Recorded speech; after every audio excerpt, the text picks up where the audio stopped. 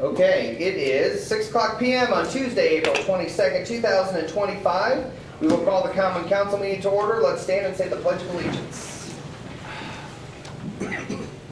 I pledge Allegiance to the flag of the United States of America and to the republic for which it stands, one nation, under God, indivisible, with liberty and justice for all.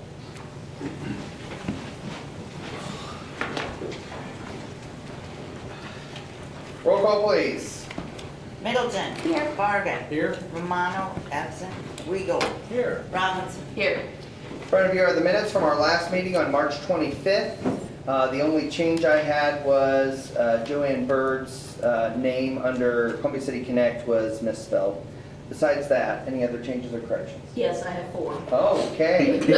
Hit me with your best shot. I gotta figure out where it's at. I apologize. Under Nikki Keister's Reinhold is spelled incorrectly. It's with a T, not a D. Oh, yes, okay. Okay, and then let me figure it out. There's a couple times where it says right of way, and one time it says rights of way, and I think it's Standardized of right of way. yeah. Under your mayor, under your second paragraph on page 4 of the packet. Okay, what about me? That was Oh. where it says the right of way, Oh, rights of way. One's hyphenated, one's not. I think it should be right of way instead of rights of way. Oh, I see what you're talking about. Okay. See where I'm at?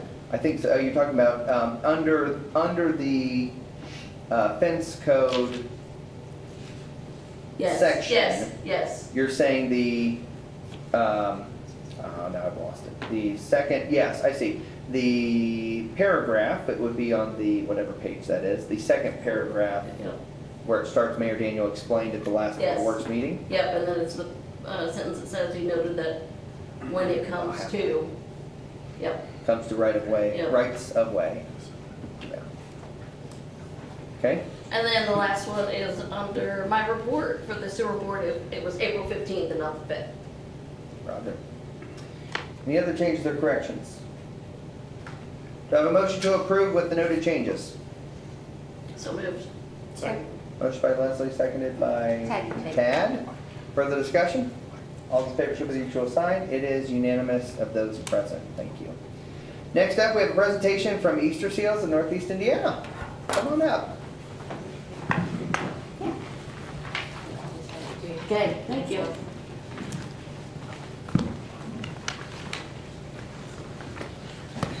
Thank you so much for having us. I'm Stacy Dool, Vice President of Community Supports, and with me I have Vicki Lutens, Chief Development Officer. We're here from Easter Seals, Northeast Indiana. Previously Passages. We just wanted to give an update on what we've been doing and our partnership in the community. So thank you so much for having us today. We appreciate it. So we do have the Creative Learning Center here in Columbia City, and currently, as far as staffing goes, we are 2 staff down. I know many people are aware that staffing shortages continue to be an issue throughout all employment opportunities. But we have increased, despite all of that, we continue to increase our programming and what that looks like. So we are anticipating a new supervisor starting mid-May. She will be split between our Columbia City location and our Angola location just due to budgetary constraints. We are excited to dive back in as we're looking ahead to the summer for First Fridays and farmers markets. That was a great opportunity for our participants to be able to sell their artwork last year, and they just loved it. So thank you for that opportunity. For volunteer connections, we want to continue to grow those opportunities. Our participants love getting out in the community, engaging in cleaning or sorting, hanging clothes, anything that we can to give back to the community. So we have a great partnership with both the First Church of God and the YMCA to go and volunteer at those locations weekly. We did change a little bit to our programming just because we heard from our families that they wanted a little bit different program. So rather than the traditional you're here from 8 to 4, Monday through Friday, we now offer a la carte services. So meaning that if a participant just wants to come for ballroom dance, that's all they have to come for. That's what they want. They can come to art, karate, group music therapy, ES Gaming. We now have that gaming room up and running there in the Creative Learning Center as well, which has been phenomenal for some of our folks. We had an individual who was really just kind of glued to his phone. He was playing games all the time because he liked the structure and the rules that came with the game. But once the gaming came into play, like he now is he's making friends, he's socializing, he's interacting with his peers for that gaming. So he's just flourished, and we're excited to have that opportunity for him. We also are looking at our workforce development. So we're trying to branch out and give opportunities for our folks to, not just our folks, but anybody in the community that's looking to advance their career pathway. So we offer the Opportunity Labs in partnership with Cardinal Services in Warsaw. We have our CNA, or Certified Nursing program. We also have Manufacturing Lab that's up and running. And then we have our hospitality program. Vicki, do you want to kind of touch base on the hospitality one? Yeah, so self-serve is a certification in the hospitality world, and we're offering that certification. Last week I met with Superintendent Dr. Amy Krauss, and she is really excited about this partnership. So between the Career Center with the community schools, Cardinals Opportunity Lab, we're able to provide certifications and trainings under hospitality, healthcare, and manufacturing. We're able to provide that transportation. We also have some scholarship funds. So we're not only serving the individuals we serve currently in our facility, but any of the community members that may not be going to trade school, may not be going to post-secondary ed.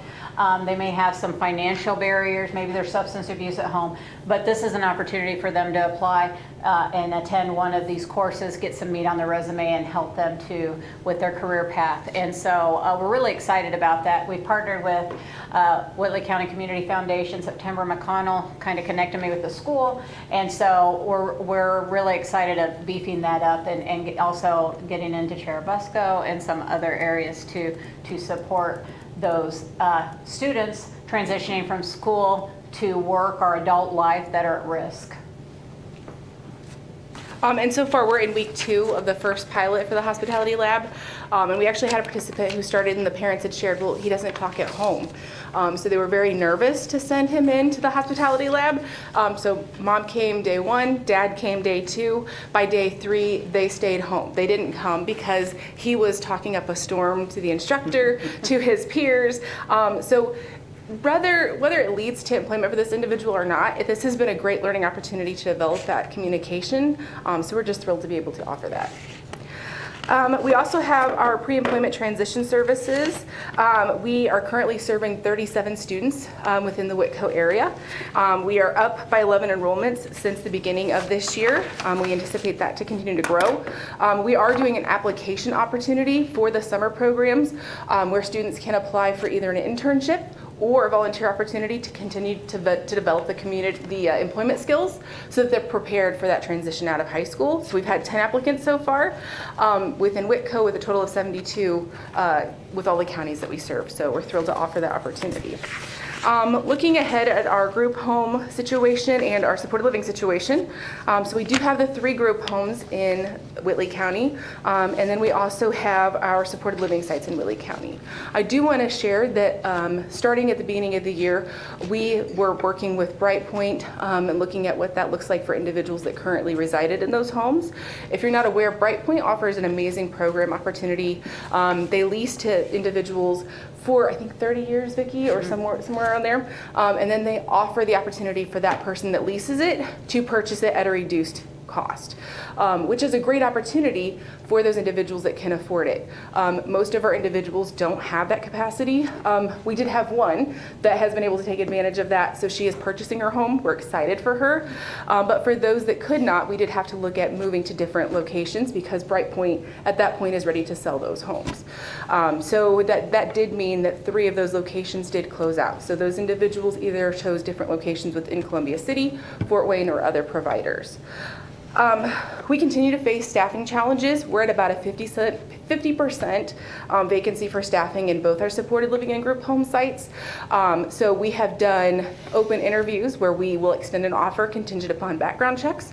We are currently in the midst of a marketing campaign for employment, really trying to showcase what the job means, what you're going to be doing in this position, because while there are a lot of difficult days, there are a lot of amazing days too, right? I mean, I don't know how many jobs you can say, you know what, I took my client to the Comets game tonight. I took my client for their first time to a rock concert tonight. Like, it's also the amazing fun things, but it's also the little things. Today, for the first time, this participant signed no, and that's never happened before, right? It's the small wins and the big wins and all the fun that goes with it, even on our hardest days.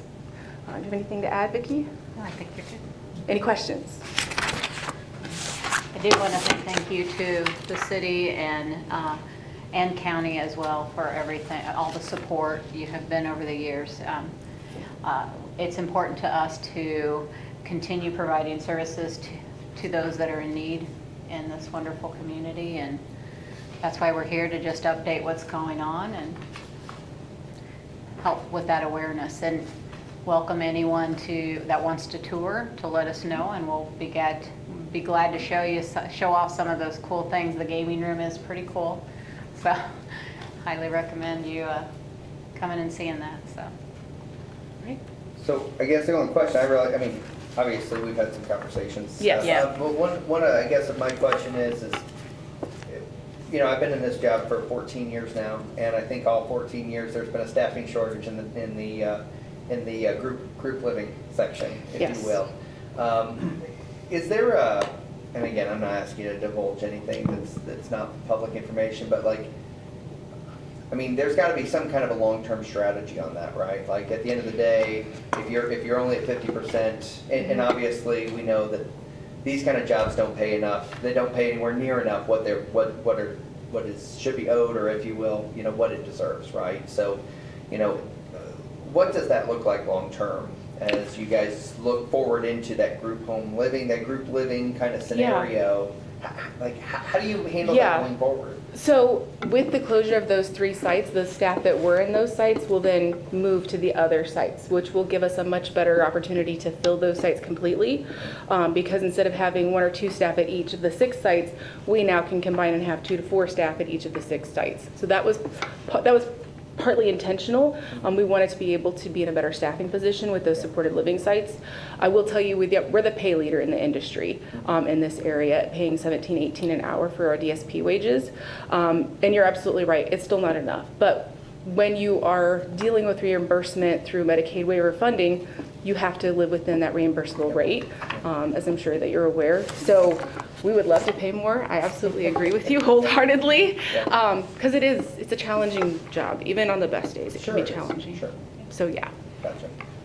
yeah, we continue to work on long-term of how we can provide benefits to the employees and what other opportunities we can provide to them. So we're continuing to also look at different revenue streams, you know, not being totally reliant on federal funding. Sure. But it's always a challenge, and I think in the nonprofit world, it's truly, we're fighting the good fight every day, and we'll continue to, because we believe in our mission, and we're going to continue to provide services as best we can. I think with a larger network, we have a little bit more resources, and that's a long-term strategy as well. Sure. Yeah. So we do ultimately have subs that come from other locations here to help out. So we definitely are trying new models from 14 years ago or 50, however many years you've been 14, aware. 14, yeah. So definitely trying different things, but always open to suggestions. Yes, and the creativity, so we have travel DSP positions where we actually contract, and they sign up and say, I'm gonna work every weekend, and they travel from location to location. We also do, it's called a Baylor shift, where you work 36 hours for the weekend, but you get paid for 40 hours for the weekend. So we've seen some interest in that. We've also expanded what our training looks like. So now we have, yes, you have a 40-hour orientation. After that, you're going to do another 40 hours of training before we put you into the shift on your own. And then also, we've added supervisor training quarterly. So any supervisor coming into the agency, it's about positive supervision, visibility, recognition. We want to make sure that we're building a great culture, and that's going to lead to retention. Put some perspective, nationally, 48% is the turnover for DSPs nationwide. So we're actually overall better. In our residential program here, we're a little under, so. Yeah, but great question. Well, and I appreciate you being here. You know, as you guys know, I think one thing that it appears that you guys are getting better at is the communication, right? And communicating with the public and communicating with, you know, me and with the governing bodies and things like that. I just think that's really, really important as you guys continue to go forward, because, you know, when you have, you know, Passages becomes Easter Seals, Passages that becomes Easter Seals Northeast Indiana, there's a lot of change, a lot of transition, and I think there's a lot of individuals in our community that don't understand how that transition has taken place. And so, as I've told you, Yep. I think there's questions out there as to what is this even, what are they doing anymore, you know, those Yeah. kind of things. And so I think opportunities like this is really helpful to get the word out of that you're still providing services here, you're still providing the Yes. group living, you're still providing the Creative Learning Center, you're still going to events, you're doing all the things like that. So I appreciate you being here. Yeah, Thank very you. much so. Any questions for the council? Thank you. Thanks for what you do. Okay. Thank you. Yes. Thank you, guys. Thank Thank you you. so much. Have a good Appreciate it. evening. Next up is the compliance with statement of benefits. Dale. Yeah, well, I just wanted to first say good evening and let Leslie know what she's in for year after year at this time. But I want to, so we've got a treat here. We've got one of our community's most unique companies, and always, Rosie, maybe the first one to get his compliance forms in year over year.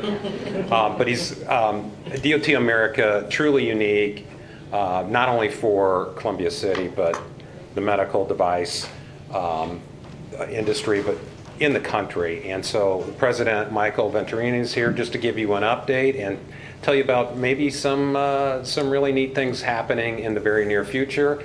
And if you have any questions before you vote on his compliance forms. Michael? Michael, come on up. Thank you very much for having me.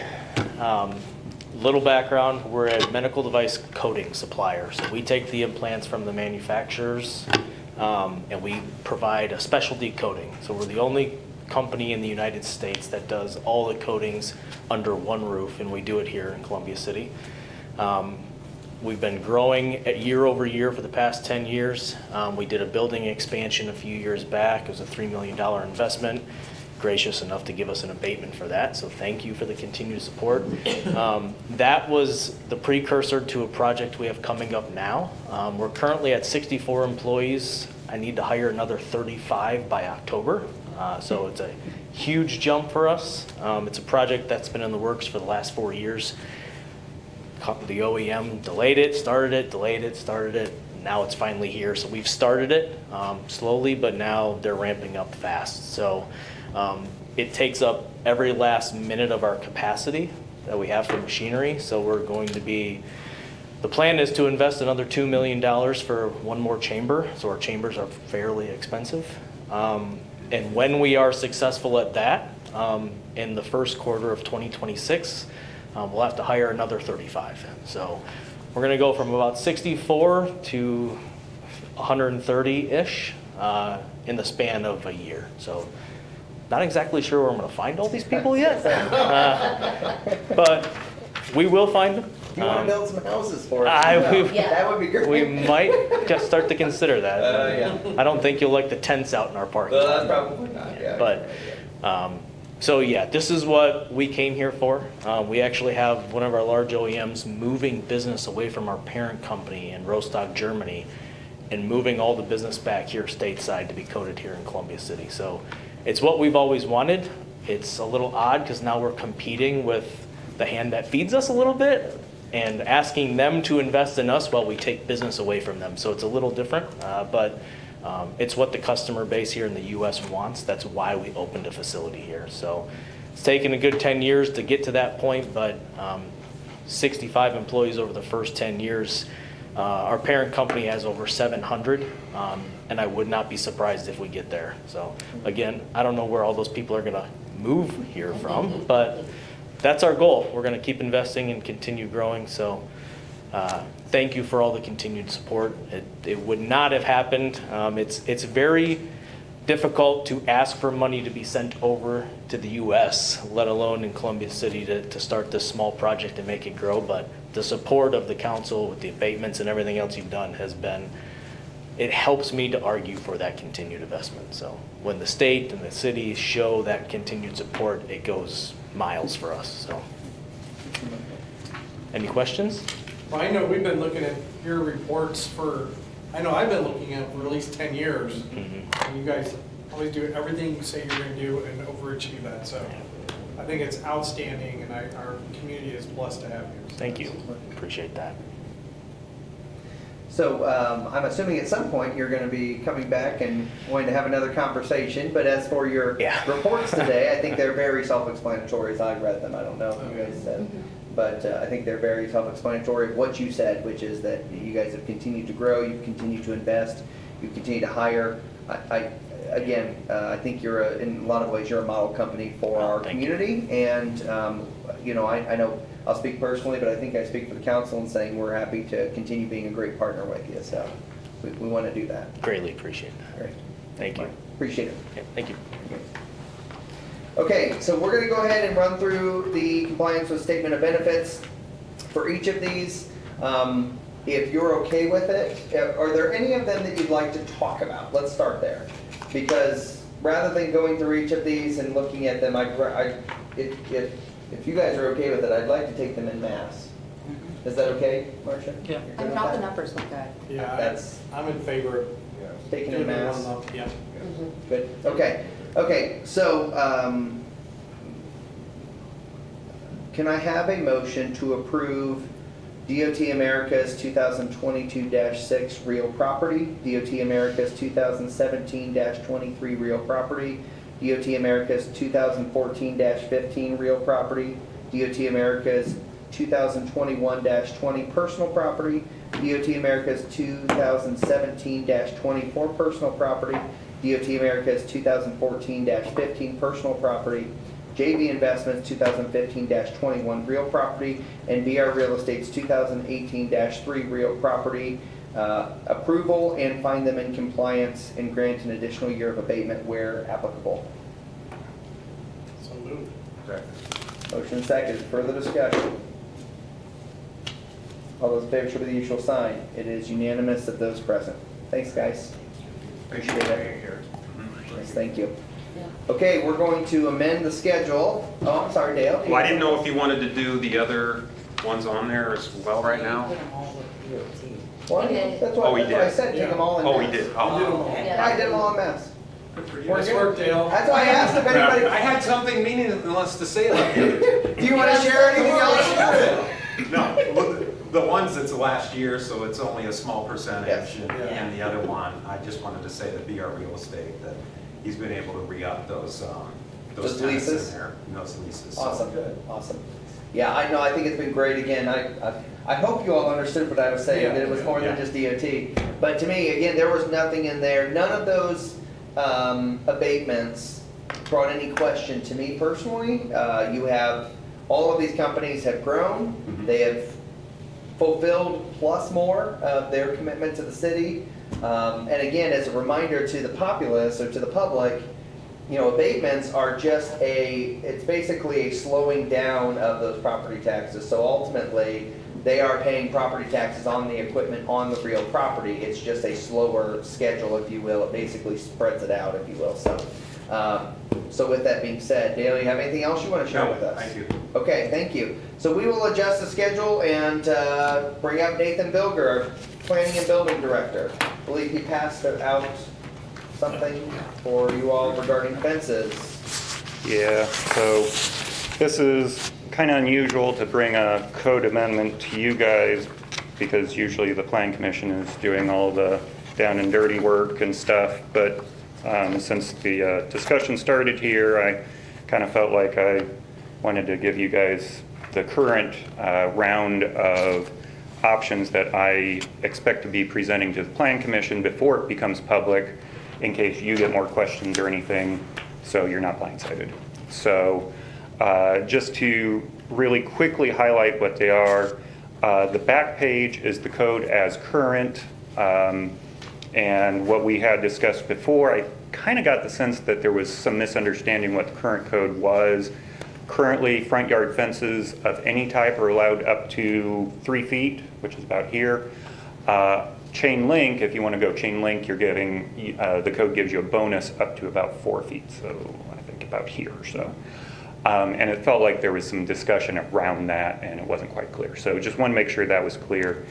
But in terms of addressing the comments from last time, option 1 as presented is to insert a transparency rule. So what is a transparent fence, and allowing transparent fence up to 4 feet in front yard. There's some concern potentially about chicken wire or cattle fences being transparent and not being what we want to see. So that they are allowed right now up to 3 foot anyway. Don't usually have a problem with it, but it's a valid thing to look at.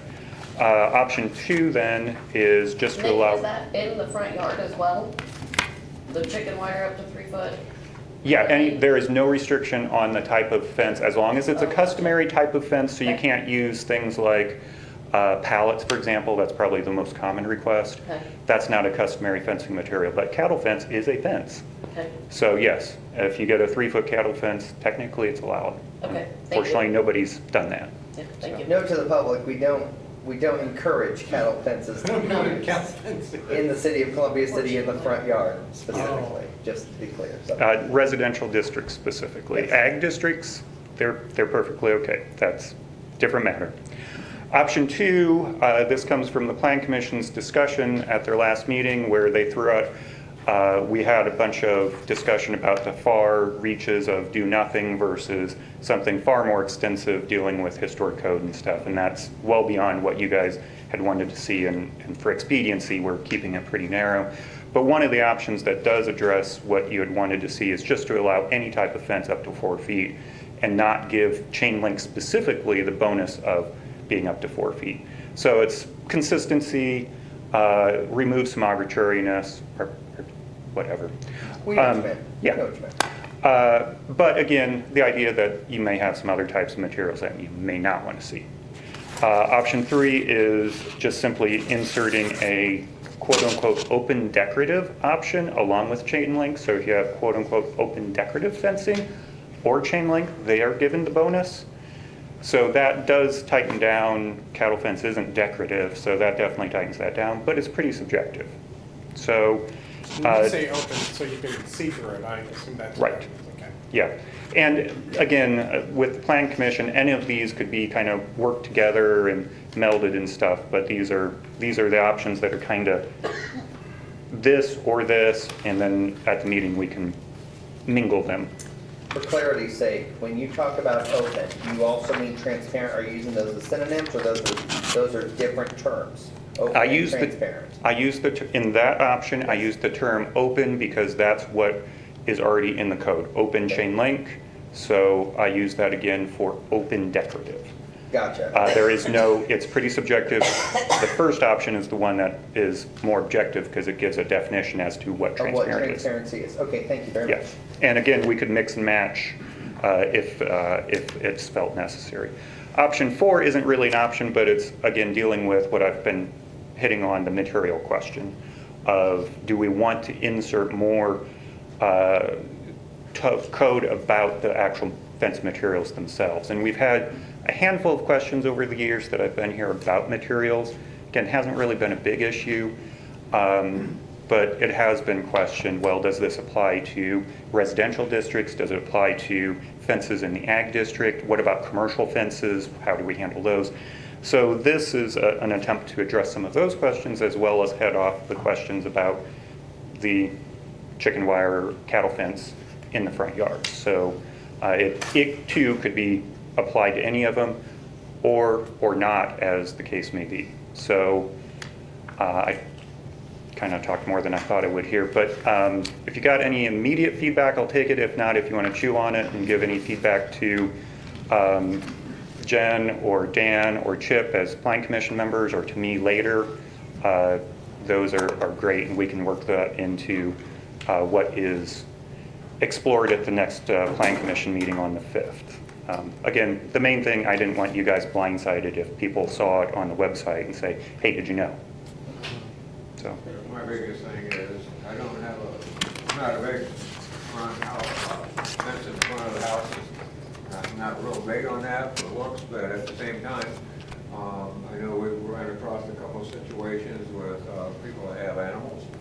And 4-foot fence, I'm not a big fan of just chain link in the front yard. If they could put something decorative up front that's still see-through, that, you know, because I'll be honest with you, there's a house at the top of our cul-de-sac that when I'm walking my dog, they got 2 German Shepherds and another pretty good-sized dog that come charging out, and they got an underground fence. Well, I hope the batteries are working in that thing, because I walk on the other side of the road when I see those dogs out there. You don't know, normal people don't know that there's an underground fence there, and if there's a 4-foot fence that would help protect me, I'm all for that. If it's decorative, I'm not a big fan for the chain link, but if it looks nice, you know, it appeals to the home.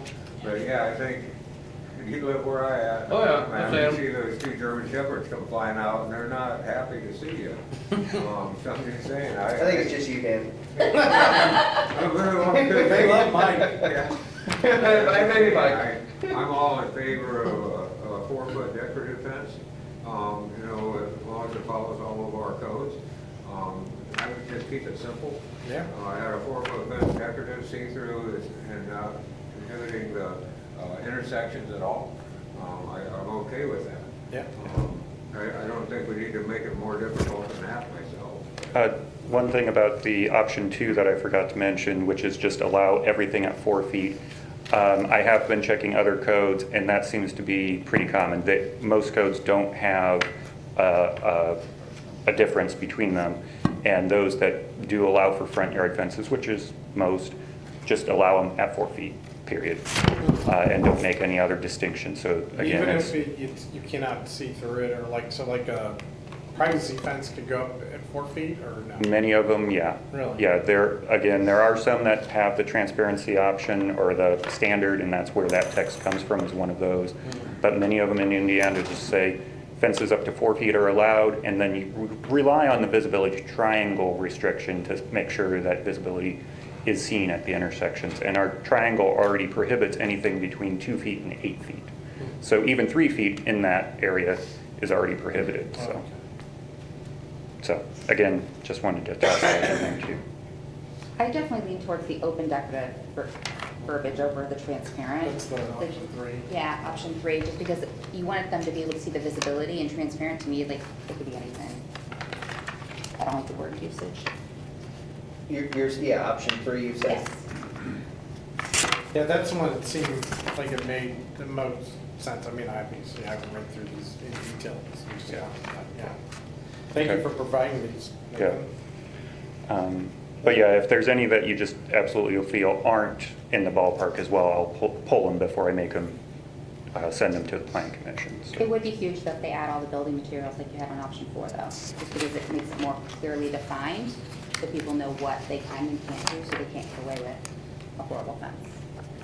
So just to be clear from the council, what I'm hearing you say, and again, Leslie, I haven't heard from you yet necessarily, but that doesn't mean whether you do or don't. But the idea of allowing any kind of fence in the front yard is not necessarily something that's not a road you really want to go down. Is that what I hear you saying? Correct. I would agree with that, yeah. So. Well, again, And I'm not saying it needs to be in there, or that you need to take it out. I'm just saying, I think it's important to kind of know what the council's thinking, is my point. Right, and I want to make sure it's clear that we already allow any type of fence right now up to 3 feet. Up to 3 So feet, yes. if we're scrapping that part of the code as it's written now, then we're really diving into the material options and some Well, of I these think other that pieces. the 4 foot, because, you know, hey, I'm a short guy, I can't even see over that. If it's, you know, if it's a privacy fence, I can't see it. You know? But I mean, 3 feet, I mean, I think your average even below average height person like Yeah. myself could see over that. Yeah. You know, so, I don't know, I don't think we need to reinvent the wheel, but, I guess I could see, you know, maybe going 4 foot just for situations like having German Shepherds. German Shepherds could probably jump over that 30 foot. Like I say, if you go with the front yard, I guess I don't have such a big deal with, I personally don't want a front yard fence, but I can see why some individuals may want that. And for needs of their animals, like I say, I feel more secure walking in front, knowing that that's a fence protecting me, that I can see. yeah. So part of me is like, you know, how much are we going to prohibit individuals from doing things on their own property? Yeah. I guess, you know, I don't want to be too restrictive, but at the same time, you know, as long as it looks nice. And personally, I'm not, like I said earlier, I'm not a big fan of the chain link, but if it makes sense, it looks good in front of their house, make it attractive, you know, I guess I don't have a big issue with it. Sure. It seems like the option 3 lends itself to the most, you know, giving more options to people without being too restrictive, because it does allow for basically ornamental or just some sort of decorative. Aesthetically pleasing. Yeah, I mean, That's what I'm, because, I mean, you have examples, but I assume aluminum, you know, vinyl, I think vinyl is one. Vinyl's not in there yet. But like aluminum, wrought iron, or it's not iron, but it looks like wrought iron, or vinyl fencing, or Yeah. would fall in those Yeah. typical categories too. Okay, well, again, if you see stuff, feel free to feed comments to the 4 of us or any of us, and we'll take it up. The Plan Commission meeting's on the 5th. I am planning on making this public as of either Wednesday or Friday. I can't remember when we absolutely have to make it public for that 10-day notice. So. Okay, great, thank you. And then if you'll indulge me, I have 2 other things real quick. Okay. Following up on the comment about housing. Yeah. Permits for our department of all types across the county, I don't have the city specifically right now, are about the same as they were in 2018, which was a pretty busy year if you remember, but not nearly as busy as the last several years. That said, we're about half in where we were in 2018 with single-family dwellings. So if that's your metric, we are not there. We are about the same as last year, though, which was a pretty low year. So don't think I'm telling you anything you didn't already know or expect, but there is investment going on. There's still permits going. It's just not new housing. And then the final thing was just a reminder that Columbia City Connect is hosting 2 historic downtown tours on the 3rd, Saturday the 3rd, at 10 and 11:30, beginning at the courthouse gazebo. And depending on who's there, depends on the route and what buildings and the length and so on. So, Is that the one we're participating in? I sent you the about the first mayor from Columbia City Connect, the historic tour. Oh. I think we may be participating in that, meaning the it's the vinyl thing, if that's different. no, this is just a historic walking tour. Oh, walking tour, I'm sorry. Yeah. I'm sorry. Yep, okay. no, it's okay. They've got so much stuff going on. It's great. Yeah, it's great. That is a different thing. That's window clings, Oh, okay. which hopefully will be ready by then, but Yeah, it'll be ready in May. great. So, Okay. thank you. And again, let me know if there's anything you see. Thank you, Thanks. Nate. Appreciate it. Okay, one last thing before we go to department reports. So, the City Redevelopment Commission is looking at putting together a new TIF district in that kind of north of Walmart, that potential development up there. And the idea is obviously trying to capitalize on the development and the infrastructure cost and some of those things. So long story short is that in order to create the TIF district up there, we have to have our Economic Development Commission recreated, if you will. We have had one in the past.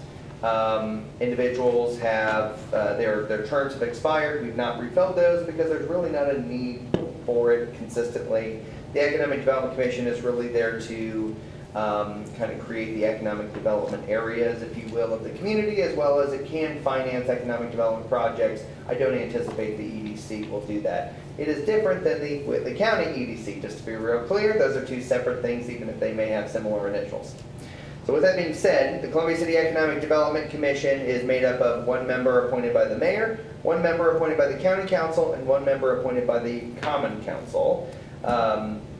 So because this is really focused on kind of TIF, I've asked Tad if he would be willing to serve for you. However, it is your decision. But I think it would make sense to have Tad because of the redevelopment commission connection. I think that makes sense. But again, it's up to you. So I wanted to request your appointment for that economic development commission. I have to go to the county council at their next meeting to get their appointment, if you will. But it's a 3-member board, and the common council member's term is a 2-year term. And I would have Tad be part of the Columbia City Economic Development Commission. A second. Okay. Motion by Dan, seconded by Jenny. Further discussion? All those in favor show by the usual sign. Dan, Jenny, and Leslie approve. Tad abstains, I'm assuming. Yes, thank you. Thank you for that. Not trying to put you up against a wall there, but it was one of those where we were told by Ice Miller, like, hey, you need to have this before we can create a TIF district for you. And I said, okay, well, we'll try to get on that. So with that, department head reports. Oh, I took a nap, sorry. FYI, Arbor Day is this Friday. We'll be planting a tree at Little Turtle. I am interviewing currently for the community engagement specialist. The trail, we just approved the first pay app for that. That is moving very fastly. It should be done no later than July 25th. The skate park is wrapping up. They should be done with the actual skate park Friday. Will you talk about the trail development like you did in Board of Works so that they know what street issues and other things like that, please? I was on a roll. I know you were. You did a great job. Let's rewind back. So if anybody contacts you, we will be closing within the next 2 to 3 weeks. Main Street will go down to 1 lane, and there'll be a signal with like a cross arm, so it'll be 1 lane. They're putting a pedestrian island in Main Street because that is where the trail is going to cross over Main Street, so there will be a little discomfort. I feel like Columbia City is used to discomfort because we do it every year, but there will be a little discomfort for a pedestrian island to be placed in Main Street. This island, I know a lot of people say the street is very narrow there. NDOT has approved it. It should slow down traffic and give pedestrians a safe place to not get hit. Where specifically are you talking about?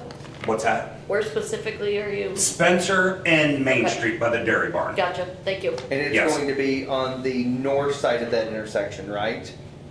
Crossing Yes. at the gas station Yes. side, not the other side. Yes. Does that make sense, everybody? Okay. Yep. I should have pulled up a map, I'm sorry. Well, you were put on the spot, so. I don't know where my train of thought is. Eagle Park. Oh, okay, Eagle Park skate park should be wrapped up Friday. We do have sidewalks that tie into the skate park that we are trying to logistically get in. We've got grass seed and everything. We're looking to do a grand opening the first week of June, so I'll keep you updated on that. I don't think I have anything else. Question to Chip. Thank you. Kelly? Yeah, just a couple things here. I've had a couple of guys, Matt come over and asked me if we could lend him a hand trying to get the baseball dugouts back at Morse's Park. Help him get them finished. He ran into a little bit of a pickle there, and I had Tony and Jason back there doing concrete work in the dugouts, and they just finished pouring the last one today, so all the concrete's done in it. And I just wanted to give those guys a shout out because I think they helped a lot, and a lot of hard work back there. They had to buggy a lot of the concrete back because you couldn't get trucks back there to it. So shout out to them guys, Jason Wells and Tony Little, for their work back there on that. And then had a pre-construction meeting today with A&Z Engineering and Brooks Construction. They're going to be doing our paving throughout town this year through our Community Crossings grant application that we got. Mayor set in on it a little bit today too. I think their start date's going to be like somewhere around May 12th, and hopefully be done by the end of July. So there's 44 street segments and 33 ADA ramps that'll be under construction.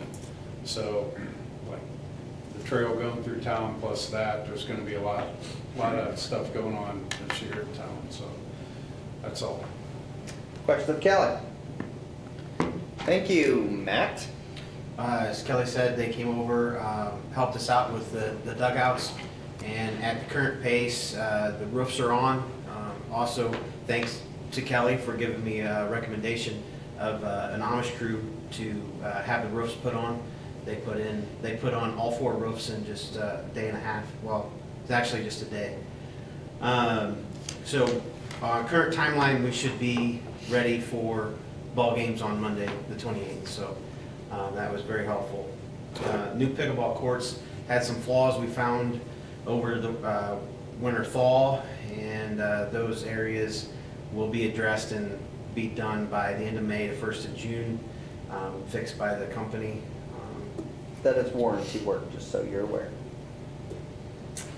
And the next big thing that we have on our plate is to start the pool, getting it ready.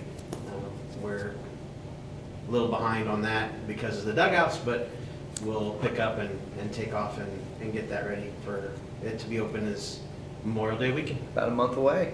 Yep. Questions of Matt? Thank you. Mike? My staff met with a representative for Alma, which is some of the automated valves that we have in our facility. We've had one that kept blowing fuses, and when they opened it up, they had burned boards and wires in it, so they disassembled that, and the gentleman took it back and sent it back to Alma, and I'm waiting on a quote to see what repairs will be for that. We also had to replace our secondary scum pump. We ordered that, and that was delivered yesterday. I got a hold of, contacted Power Plant Services out of Fort Wayne. They service our sludge boiler. And I worked out a contract with them that when our digester's down, having all the repairs and everything done, that they're going to come in and look at our boiler, inspect it, clean it, tune it for natural gas, and then they'll come back when the cold weather and it's back up and running again, and then tune it on methane because it's a dual fuel system. If you remember, we completed our long-term control plan, which was under agreed order by them a couple years ago, and I just received a letter on Monday that they completed the level of control review. Basically what they just looked at all the data that we've submitted so far to see if what we did worked. They had 10 different items that they're not happy with, so I'm doing my best to address those to try to get that taken care of. So I've been working on that. All I've got. Questions of Mike? Thank you, Mike. Marcia, you're still here? Yeah, well, I didn't realize this was Rosie's last night. It is. I just want to mention that we've been together how many years? 27. Yeah. 27 years. I think. Not as long as you've been here, but anyway, my word, I would have at least had a bouquet of flowers or something. A crown of some nature, but it's been unbelievable. So thank you for being a wonderful friend, my dear. Thank you. I'm gonna miss everybody. I'm gonna have fun sitting at home watching you on the video and texting Leslie saying no. I'm gonna need extra sticky notes at the beginning. Yeah. Stop. Yes. Yes, obviously, appreciate Rosie and all of the work that she's done. She's not going good. It's not a goodbye. She's not leaving, but she's transitioning to the new role while Leslie moves into the court treasurer's role. But yeah, appreciate everything you've done and friendship that you've had with me. And you know, when I ran for mayor, and you guys probably have heard this as well, but when I ran for mayor, I was told many times that the mayor didn't run the city. Rosie Coyle runs the city. And many times that has been absolutely correct. So I appreciate you, and I'm not gonna do a big speech because I know you're not leaving, but I appreciate you and your partnership, so. Couple of other reports that I will, there's no good way to transition to this, so a couple other reports from some of the other department heads. Gary said that all three of the applicants and candidates, if you will, for the police department have been approved through Public Safety Medical, and now they're getting approved through PERF. Tornado sirens at 3 different locations, the FOP Lodge, DePoy Drive, and Lincoln Way. Those motors have burnt up for some reason, and so they're kind of investigating that, but trying to get those back up and running right now.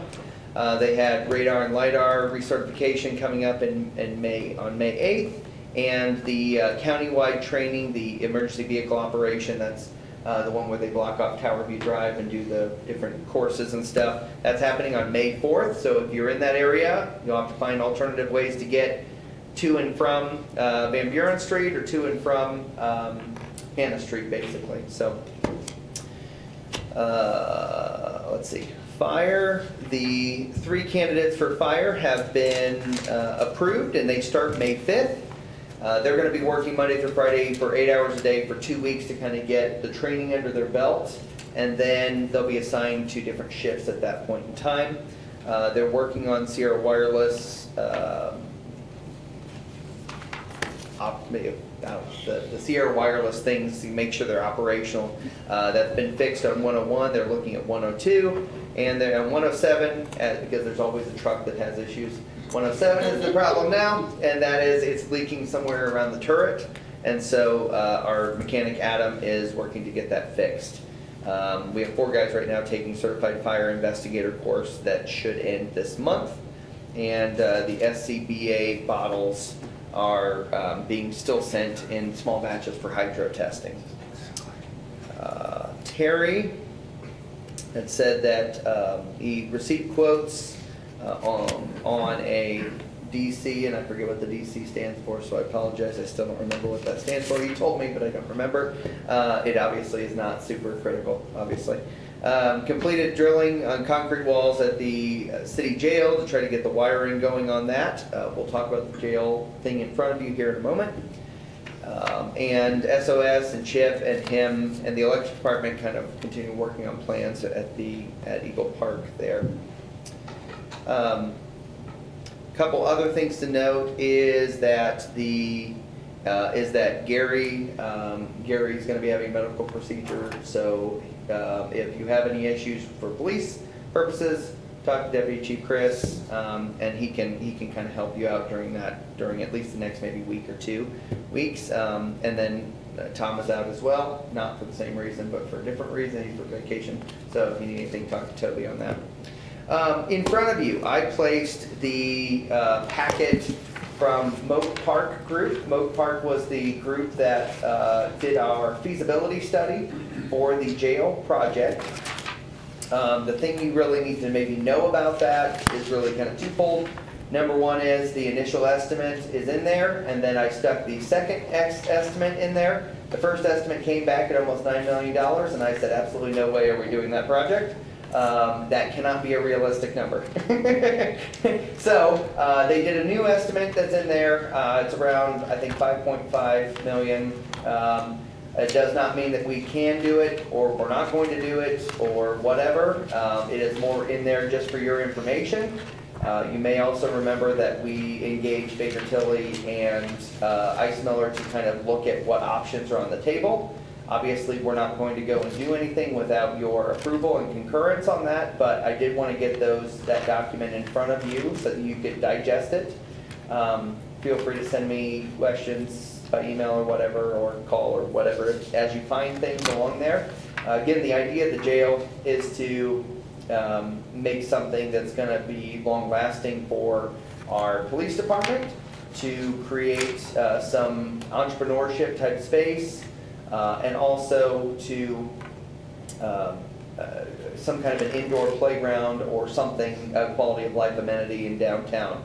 I will tell you that the number, the new number of 5 point whatever million does not include the playground equipment and things like that. So we're looking at all those things.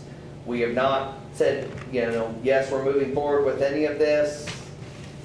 We're just digesting right now. So I just want you to know that. After we got the initial numbers, I went to Moat Park and I said, this is not realistic. Can you find ways to make it work at a lower number? And so you will see that the outline of the building attached to the letter at the very back of the packet, that new packet has a different outline. It's a couple of walls that were maybe saved that we could reuse, air HVAC locations, things like that. Things that we're not going to change the actual usage, but will save a bunch of dollars and reuse what's kind of already there. So digest it. I'm still digesting it myself, but I wanted to at least get in front of you so that you knew kind of what was going on. Okay?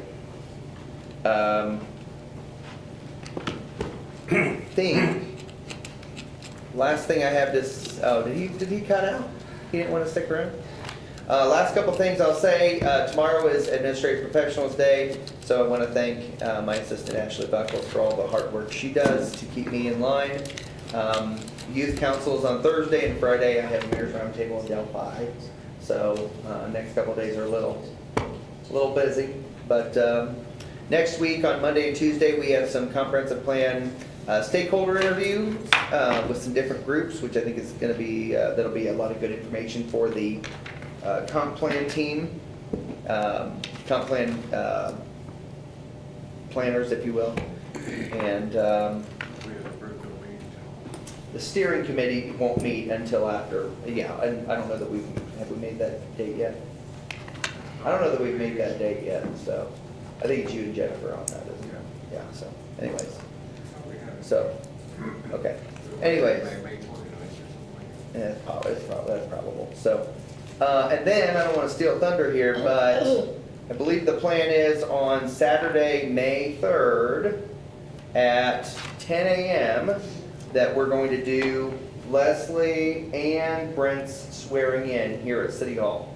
So you are invited to come to that. I imagine it'll be probably less than an hour, but but we're going to be swearing in into their new positions. So excited for that. Oh, he's back. Sorry. Oh, Dale's back. Okay. Dan. I guess my key word for Rosie is respect. Mm-hmm. You know, I've had the privilege of being here since 1987, and when I started working for the city, and I played softball for you for a number of years, and I've had the best times. So I just want to say thanks for that. And I had the privilege of going with Sean down to go down into a coal mine and see how our energy is generated. One of the most incredible experiences I've had. I had to go out with Leslie and Sean and one of his workers, and I was just in awe of how clean that was, and how, we went down into the mine to see how the coal's harvested, transferred over to the plant to see how it's turned into electricity. And I don't know, I'm still in awe of how that works and the cleanliness of it. I'm just very thankful that Sean invited us to go. I highly recommend that for anybody to take advantage and to see how that actually works. It just blows my mind how somebody knows how to do that. So, very grateful for having that opportunity. Ted. I don't have anything. But Rosie, you can always just come sit in the audience. Yeah, I might do You know, that. jonesing for the action. And then we'd Just have drive your somebody- golf cart over and you sit we'd over have here. somebody in the audience. That's true, that's true. No offense. Not that you guys aren't known enough, We'd love to have you back. That's all I have. Jen, I have nothing. okay? I'm gonna have a little stool between Marcia and Rosie's That she seat can just come- currently so that Rosie can sit on it. So she's right there. But no, I concur with Dan on the, and I'd like to thank IMPA for inviting us. They were huge and getting us down there and just showing us really amazing things. If you guys can get to it, I would highly recommend going. It's, like Dan said, once in a lifetime experience. Like, I've not stopped talking about it since I got home, so if that tells you anything. It's super cool, but, and I'm not letting Rosie go anywhere for a while, so she and I are gonna be together for a while, and I'm ready to learn. Thank you, I appreciate that. I don't think I have anything else, so there's no press, anything else from the audience? No, we do have CIP committee that'll start here in, give or take, 7:10. Thanks, everybody, have a great day, we'll call the meeting adjourned.